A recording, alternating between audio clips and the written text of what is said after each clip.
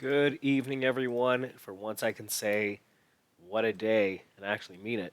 Uh, we started the morning with a nice sell off of this main trend line, the compression of ranges that everyone was complaining about, myself included.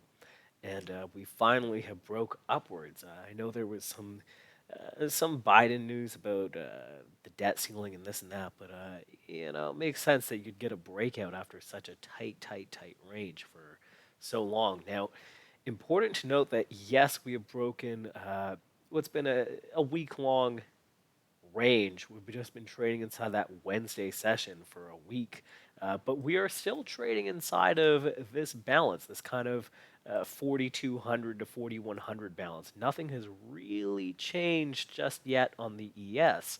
So I want to see if what happens at the 84 and three quarters, that gap close that was so crucial during that first of the month and kind of the end of last month. That's where we also have our gap close. And then I want to see how well we can hold this area from 63 downwards, 63 to kind of this pivot area. If we lose this, I have a tough time believing that we're going to hold this lows of our mini balance, this week long balance. I have trouble believing we're going to hold that. Instead, I would look for quite a decent flush. So that's how I'm generally looking at this now. Is that I want to see a little bit of continuation up to that 84ish area. Perhaps we get a sell, and then let's see if we can hold a bid somewhere around in the most ideal spot, somewhere around 55, that being the VWAP close from today. But even holding it down to 45s is okay. That's where we consolidated. That's been it's hard to see over here on this chart, but it's been a major level. And really, the last spot I would want to see this thing be able to go down to is about 37.5. So right around our weekly point of control, right around it is our weekly point of control, right around last week's point of control, right around the current monthly point of control. We've developed a considerable amount of volume on that 37.5 number, and I would want to see that held. Below there, I'm not too convinced this thing stays bid. So that is how I'm looking at the ES on the Nasdaq. Let's pull up our larger high time frame view. My idea this week was we'd be coming down to 13,100 or 200, and clearly I've been wrong. For the third week in a row, I believe we have held the prior week's VWAP close as the low of the week. I thought there was no way in hell. I thought we were starting to slow down. We wouldn't hold it. Lo and behold, we held it both during the overnight on Sunday and then Monday as well. So that prior week's VWAP remains the low of the week, and we are now trading whatever it is, 300 points higher. So it's looking like that's probably going to be our low of the week.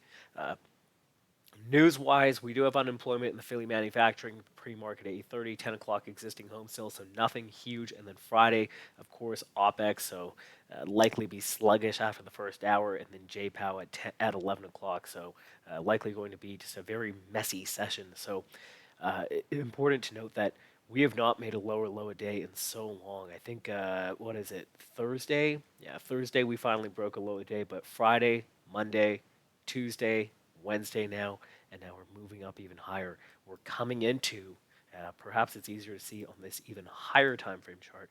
We're coming into these August highs. We've broken through this major resistance from April 2022, that key level.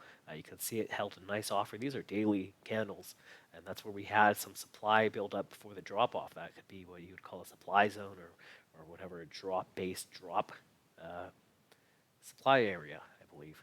And it held for a little bit yesterday, and then back up and through. So now we're looking to see if bulls can break this high right here, this major swing high. And if they do, we're going to start looking at this number up here, 14,272. The next major swing high will be what we'll be looking at. So that's how I'm looking at the Nasdaq.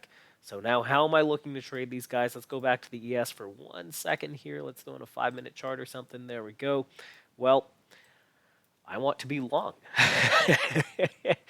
Well, today what I was looking for was I thought we'd be able to get into the settlement lows and the close.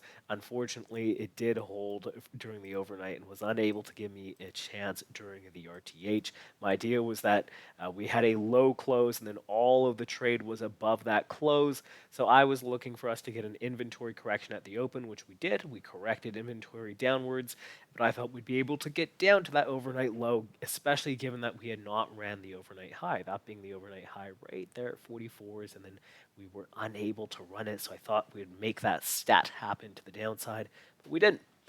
We then rotated back upwards, consolidated. This is when I left right here. I left home 11:40ish. I consider that to be enough for the day, and we consolidated and then broke out, had this major rally, broke right through what was the high of the week at 55s, and then kept on pushing forward. So how am I looking to trade this? Well, I like that 55s are both our VWAP close on a day where I'm sure a lot of individuals were offside. I also like that that was our earlier high of the week, and in general, of course, 55s have been very key for a while, just being our prior year's halfback and just a kind of a balancy level. So I will be looking to get long 55s below there. I want to be long 44 3/4, just matching this overnight high, which we consolidated on top of. So I will consider that. The first spot I want to really get long off of 55s. If it starts churning, I'll probably get out.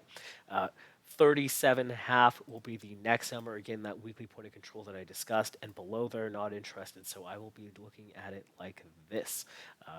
Above, I want to be long if it is a gap up, just getting long off of what is the point of control and the 4 p.m. close. And that 72 number was so important.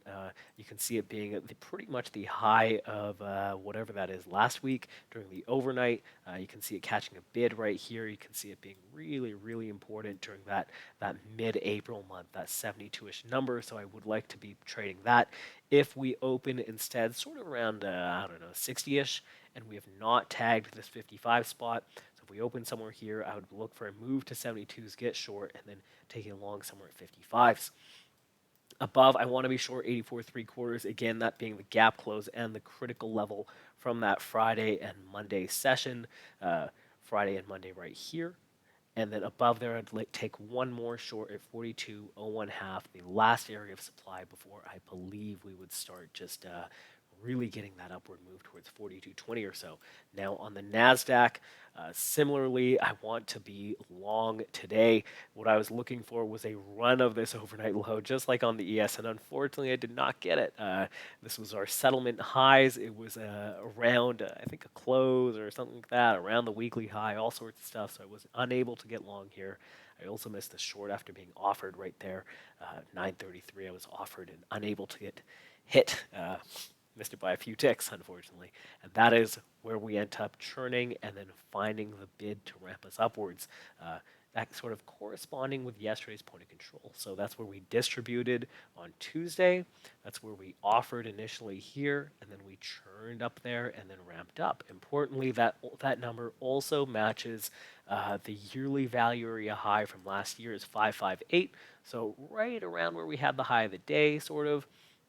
And so similarly on the NASDAQ, I want to be mostly long. Same idea here. We had a distributive point of control into the close. So I'd like to be short before a tag of that VWAP close. And then I want to be long at that VWAP close, and I want to be long at 554s. That being settlement highs, that also being roughly where we churned around. It's a little bit more of a bullish entry, entering at the top of the auction. However, given how crazy bullish the Nasdaq has been, I'm okay with that. Below there, I don't want to be trading within really within Tuesday and Wednesday's entire range. I think this has been a tight range. It's relatively congested.